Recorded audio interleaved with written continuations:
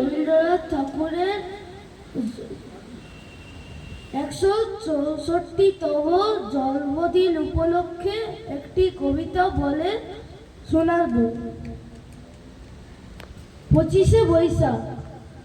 রাত্রি হলো ভোর, আজি ভোর, জন্মের স্মরণপূর্ণ বাণী, প্রভাতের রৌদ্রে লেখা লিপিখানি হাতে করে আনি, দ্বারে আসি দিল ডাক 25শে বৈশাখ।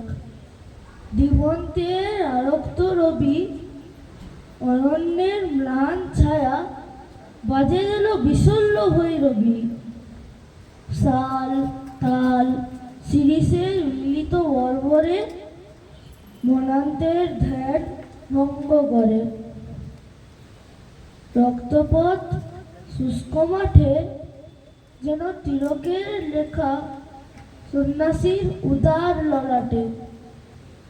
এই দিন বৎসরে বৎসরে নানা বেশে ফিরে আসে ধরণীর পরে।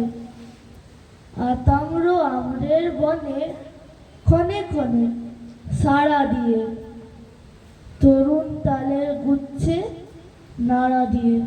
নমস্কার।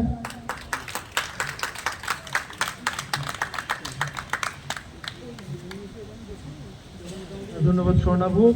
এই মাইকটা